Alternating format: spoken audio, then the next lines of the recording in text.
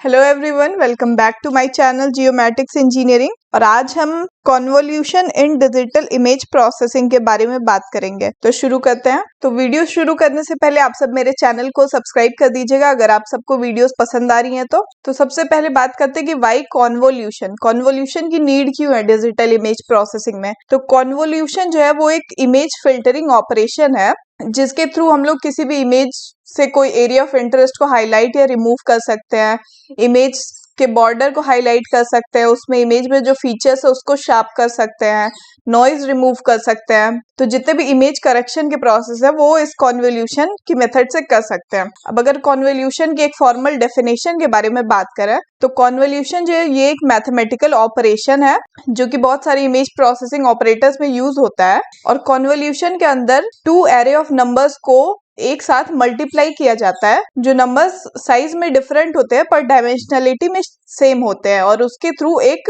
Third array को produce किया जाता है। ये कॉन्वोल्यूशन की एक फॉर्मल डेफिनेशन हो गई। अब इसका प्रोसेस कैसे होता है इसको अगर इमेज के थ्रू समझें तो यहाँ पे एक मेरे पास इमेज है और इस इमेज का ये वाला पोर्शन है, इसको अगर जूम करके देखें, सेल लेवल पे यहाँ पे जूम कर लिया इस वाले एरिया को, और इसमें जो है कुछ डार्क पिक्सल्स भी हैं, जैसे कि ये सेंटर में डार्क पिक्सल्स हैं, ये कुछ ब्राइट पिक्सल्स भी है, व्हाइट पिक्सल्स हैं।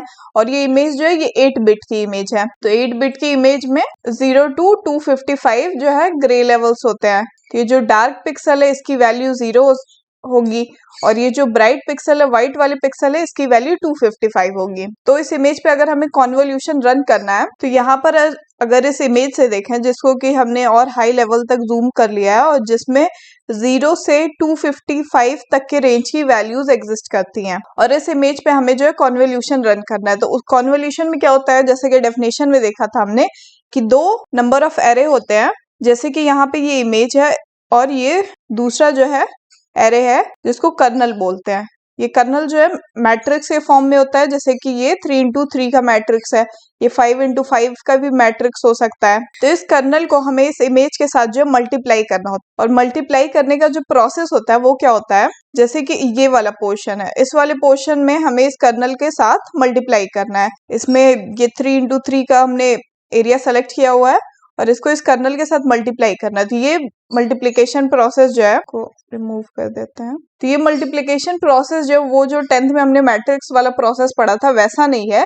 ये 1 to 1 जो है पिक्सल के साथ मल्टीप्लाई होता है। जैसे ये 170 वाला पिक्सल है, इसके साथ में ये -1 वाली वैल्यू मल्टीप्लाई हो रही है, प्लस 0 के साथ 245 वाली, प्लस 1 के साथ में 0 वाली वैल्यू।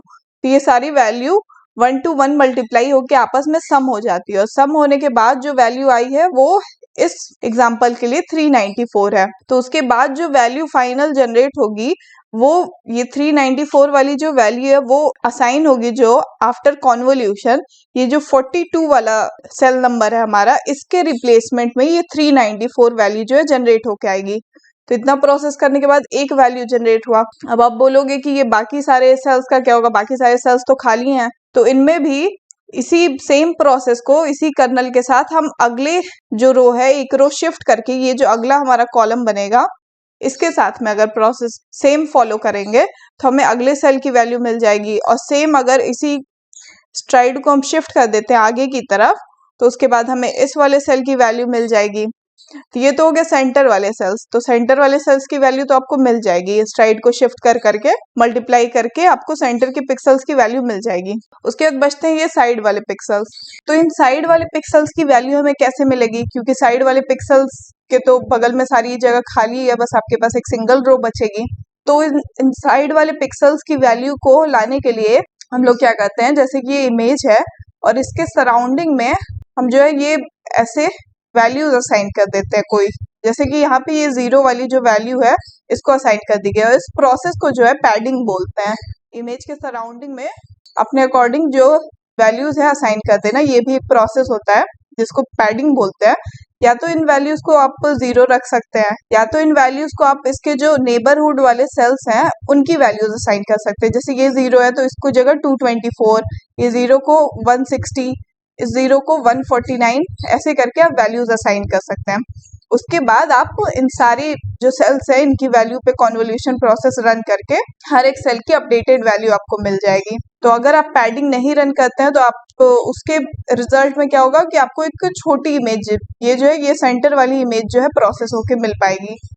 तो इसीलिए जितना आपने इनपुट दिया उतने ही साइज की इमेज आपको आउटपुट में मिले, इसके लिए हम लोग पैडिंग रन करते हैं। अच्छा, इसके बाद एक और चीज है जो है कि data type for image processing. कौन सा बेस्ट डेटा टाइप होता है इमेज प्रोसेसिंग के लिए? जैसे कि अभी हम जो बात कर रहे थे वो 8 बिट की इमेज की बात कर रहे थे, तो जिसकी रेंज जो है 0 to 255 होती है। और 0 to 255 रेंज में क्या होता है कि अब जैसे कि हमने एक मिनट इस वाली इमेज पे जब प्रोसेस रन किया तो जो आउटपुट वाले वैल्यूज आ रहे थे वो 394 की रेंज में चले गए, और जो 8 बिट की इमेज है उसकी रेंज तो बस 0 to 255 है। तो इसमें होगा क्या कि जो भी वैल्यूज जो आपकी अबव 255 चली जाएगी वो वैल्यूज एज इट इज जैसे पहले थी वही वैल्यू रह जाएगी। तो काफी सारे राउंडिंग एरर्स आ जाएंगे इस इमेज में, अगर आप सेम फॉर्मेटिंग में ही डेटा को एक्सपोर्ट करते हैं आफ्टर कॉन्वोल्यूशन भी, तो फॉर्मेट राउंडिंग ऑफ के एरर आ जाएगी डेटा में। तो दूसरा तरीका तो ये है कि अनडिफाइंड इंटीजर 16 में अगर इसको रख दे तो इसकी रेंज जो है काफी बड़ी है, 65,535 तक की। तो एक डेटा टाइप तो ये है कि इसमें आप रख सकते हैं। और सबसे बेस्ट टाइप जो यूज करते हैं वो फ्लोट टाइप है।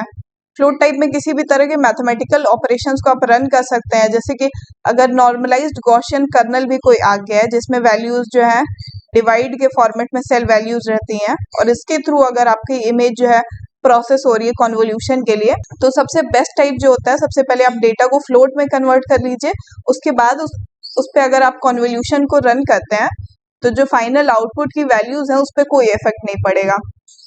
तो इतने प्रोसेसिंग के बाद होता क्या है, ये जो है कर्नल के साथ मल्टीप्लाई करके हमने इमेज प्रोसेस कर दी। इमेज प्रोसेस करने के बाद जो हमारी इमेज है, हम जिस भी पर्पस के लिए प्रोसेस कर रहे हैं, कॉन्वोल्यूशन को रन कर रहे हैं, उसके थ्रू हम इमेज से नॉइज रिमूव कर लेंगे। जो आफ्टर कॉन्वोल्यूशन रन होके जो आउटपुट इमेज आएगी उसमें आप जिस भी अकॉर्डिंग कर्नल वैल्यूज प्रोवाइड करेंगे उसके अकॉर्डिंग नॉइज रिमूव हो जाएगी या इमेज शार्प हो जाएगी। किसी एरिया को हाईलाइट करना है, रिमूव करना है, तो सारे जो इमेज फिल्टरिंग ऑपरेशन है आप कॉन्वोल्यूशन के मेथड से जो है प्रोसेस कर सकते हैं। तो आई होप कि आप सबको इस वीडियो से कॉन्वोल्यूशन के बारे में अच्छे से समझ में आ गया होगा। तो आप सबका इस वीडियो में बने रहने के लिए बहुत बहुत धन्यवाद। Thank you very much.